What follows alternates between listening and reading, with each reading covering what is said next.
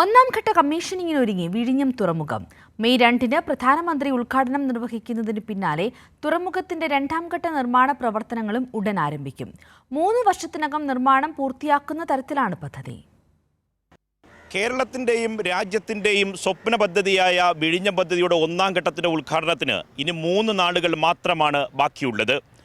ഒപ്പം തന്നെ രണ്ടാം ഘട്ടത്തിൻ്റെ പ്രവർത്തനവും സർക്കാർ ഉടൻ തന്നെ ആരംഭിക്കുമെന്നതാണ് ലഭിക്കുന്ന വിവരം.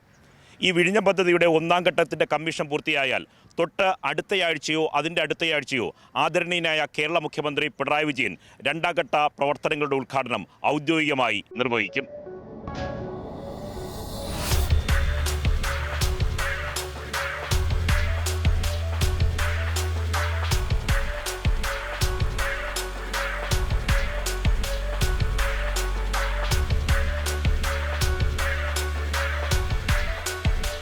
രണ്ട് മുതൽ 4-ാം ഘട്ടം വരെ ഒറ്റഘട്ടമായി നിർമ്മാണം നടത്തുകയാണ് ലക്ഷ്യമിടുന്നത്.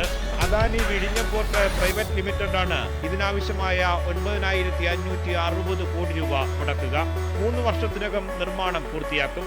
ഈ ഘട്ടത്തിൽ 1200 മീറ്റർ ബെർത്ത്, 920 മീറ്റർ പുലിമുട്ട് എന്നിവ നിർമ്മിക്കും. കൂടാതെ കണ്ടെയ്നറുകൾ സൂക്ഷിക്കുന്നതിനുള്ള യാർഡുകളും ഈ ഘട്ടത്തിൽ തന്നെ നിർമ്മിക്കും. പുതുതായി നിർമ്മിക്കുന്ന ബെർത്തിന്റെ ഓരോ 100 മീറ്ററിലും ഒരു ഷിപ്പ് ടു ഷോർ ക്രെയിൻ സ്ഥാപിക്കും. അങ്ങനെ 1200 മീറ്ററിൽ 12 ഷിപ്പ് ടു ഷോർ ക്രെയിനുകൾ വേണ്ടിവരും. കണ്ടെയ്നർ നീക്കത്തിന് 36 യാർഡ് ക്രെയിനുകളും സ്ഥാപിക്കും. ഒന്നാം ഘട്ടത്തിൽ 24 യാർഡ് ക്രെയിനുകളും 8 ഷിപ്പ് ടു ഷോർ ക്രെയിനുകളുമാണ് ഉള്ളത്.